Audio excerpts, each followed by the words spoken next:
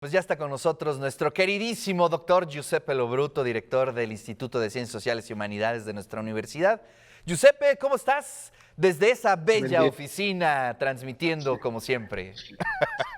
¿Qué tal, Ricardo? Sí, es muy bella, la verdad. Y buen día para ti, para todos y todas los que nos ven en TV WAP. Cuéntanos, pues oye, Guatemala en las agendas internacionales, complicado como siempre, pero pues haznos la crónica un poco para entender cómo se dio esta toma de protesta. Inicia sin duda alguna un proceso distinto, pero danos todo el detalle, por favor, Giuseppe. Claro, sí, traigo a colación este tema porque justamente el domingo 14 de enero asumió, después de 8 horas del horario preestablecido para la investidura presidente de Guatemala, Bernardo Arévalo. Fue hasta las 12 más o menos del día, bueno, ya estábamos en el día 15 de enero. Y lo que parecía un acto protocolario normal se vio como un intento de golpe de Estado técnico por parte del expresidente Giammattei y de toda la cúpula llamada el Pacto de Corruptos, que no querían soltar el poder. Hubo mucha presión de parte internacional, desde la OEA, la Unión Europea, distintos presidentes de América Latina y de otros países que, digamos, se declararon a favor de que Bernardo Arévalo asumiera como presidente de Guatemala. Es significativo señalar también que la sesión previa a la clausura de la Cámara de Diputados, los nuevos diputados del partido Semilla, que es el partido de Bernardo Arévalo, que lo llevó a la victoria, tuvieron que asumir como independientes porque desde hace 3 meses se ha intentado, digamos, deslegitimizar y poner fuera de juego tanto al partido Semilla como a Bernardo Arévalo.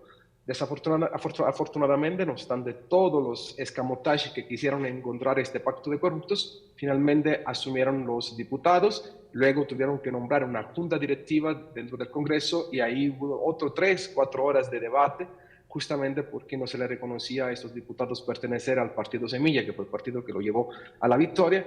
Y bueno, al final, a las 12 de la noche, como decía anteriormente, finalmente Bernardo Arévalo asume como presidente de Guatemala y empezaría esta nueva primavera guatemalteca, no sin decir que va a ser muy complicado poder gobernar a lo largo de estos 4 años, por la presencia de este pacto de corruptos y todo lo que eso ha conllevado durante décadas a la pobreza, corrupción en Guatemala.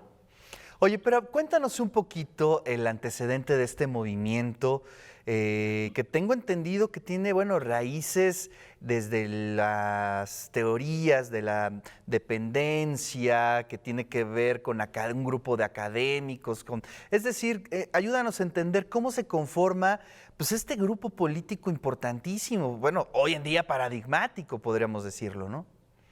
Claro, bueno, primero nada se esperaba que este partido pudiese llevar a la victoria a Bernardo Arévalo a la presidencia. Este grupo se forma en 2015 a través de unos intelectuales que, dadas las circunstancias que vive Guatemala, intentan reagruparse en un círculo intelectual para luego transformarse en un partido y que, digamos, logran nombrar distintos diputados en el 2020. De hecho, Bernardo Arévalo fue diputado durante el último congreso y es un movimiento socialdemócrata progresista. Recordemos que también Bernardo Arévalo es hijo del uno de los últimos presidentes que tuvo Guatemala, digamos, democrático, que es Juan José Arévalo Bermejo, y que él tuvo que nacer también en el exilio. Bernardo Arévalo, él nació en Uruguay, por ejemplo, derivado de toda la serie de circunstancias que pasaron en Guatemala a finales de los 50, o a mediados de los 50. Entonces, eso a lo que lleva a hacernos ver es que como a mediados de la década pasada, este grupo de intelectual con una propensión progresista funda este partido y de verdad ni los pronósticos más optimistas hacían ver a Bernardo Arévalo y al mismo partido Semilla llevar a la presidencia y ganar 23 diputados también dentro del Congreso. Claro, y eso es algo interesante que hay que tomar en cuenta, ¿no? Es decir, cómo se ha ido Gestando. evolucionando y generando este tipo de movimientos, específicamente, bueno, en Guatemala. Pero ahora cuéntanos cuáles son las condiciones con las que se va a gobernar, ¿no? Es decir, por un lado, sí, este pacto que tú lo nombras, pero ¿qué pasa con la gente? ¿Qué pasa pues, con los militares, que también son un factor importante? ¿Cómo se queda constituida las cámaras? ¿Qué es lo que qué es lo que se genera o cuál es el escenario para gobernar en los próximos años? Es un escenario muy complejo. Guatemala es una sociedad con muchísimas desigualdades donde las indígenas o los indígenas, la mayoría de la población vive en condiciones terribles, con los peores trabajos y en el cual hay una pequeñísima élite que vive, una élite dorada, que por ejemplo durante las manifestaciones de las miles de personas que frente a Palacio Nacional el domingo pasado estaba protestando sin miedo a la fuerza de la policía y del ejército para hacer valer el legítimo resultado de hace 3 meses, estas personas, este élite dorada, ponía garuras en sus fraccionamientos dorados para evitar que, según ellos, iban a ser asaltados. Guatemala es un país muy, digamos, con mucha desigualdad, pobreza, con una oligarquía que gobierna, que está presente ahí desde hace 500 años y que no ha soltado sino por breves periodos, muy breves periodos, el poder, y se necesita mucha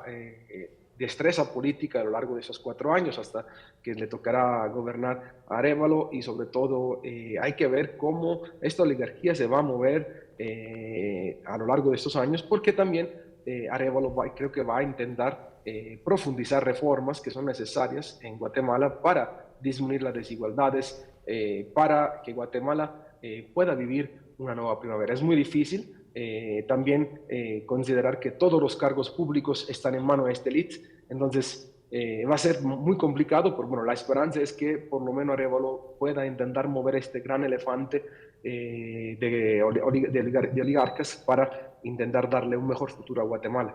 Oye, hablando de eso, Giuseppe, ¿cuáles serían como los principales puntos de la agenda política? Es decir, ¿qué es lo urgente que tú piensas que va a echar a andar Arévalo próximamente, en los próximos días? ¿Vienen reformas, vienen nuevos planteamientos políticos, nuevas relaciones? ¿Qué es lo que tú observas? Bueno, yo creo que lo primero que va a hacer es desmantelar digamos, este estado que está completamente cooptado por el narcotráfico y sobre todo desmondar en la medida de lo posible este narcoestado que ha gobernado Guatemala. Aquí, por ejemplo, me pongo en este punto porque consideren ustedes que todos los observadores internacionales, hasta la OEA, que ha sido muy criticada en América Latina, estaba criticando la posición de Giammattei, el anterior, digamos, presidente. El otro punto es la corrupción, estimado Ricardo. La corrupción va a ser uno de los temas más importantes que creo que va a intentar tratar Bernardo Arévalo. También otro tema que creo que es importante es, yo creo, aunque claramente no lo ha dicho, pero va a haber intentos de golpes. Yo estoy convencido de que Arévalo no la tiene fácil y la oligarquía se va a mover, entonces tiene que legitimarse cada vez más a través del pueblo, a través de toda la institucionalidad del Estado, para tener toda esta fuerza interna y externa para poder gobernar. Fue muy sintomático, por ejemplo, el gran apoyo que Gustavo Petro, presidente de Colombia, ha dado a Guatemala para que Arévalo fuera, digamos, investido como presidente. Pero bueno, yo creo que esos son, ¿dónde va a empezar? Que es muy complicado. Claro. Bueno, pues estaremos atentos porque es bien interesante lo que se está generando en Guatemala y bueno, pues siempre como vecinos tenemos que estar siempre pues atentos a lo que se dé, ¿no? Finalmente formamos parte de la misma zona, del mismo continente y estamos siempre ahí pues muy atentos. Giuseppe, muchísimas gracias como siempre esta columna y bueno, pues ya para toda la gente que la está viendo, en un ratito lo vamos a subir a YouTube, lo vamos a compartir en nuestras redes sociales para que tenga este análisis del doctor Giuseppe Lo Bruto. Te mando un gran abrazo, Giuseppe. Para ustedes también un gran abrazo, como siempre gracias por la oportunidad de estar en TV WAP y nos hablaremos el próximo martes. Les hablaré desde Alcalá de Henares, tenemos una reunión importantísima para hacer de esta universidad patrimonio a nivel mundial. Un fuerte abrazo. Gracias, querido Giuseppe.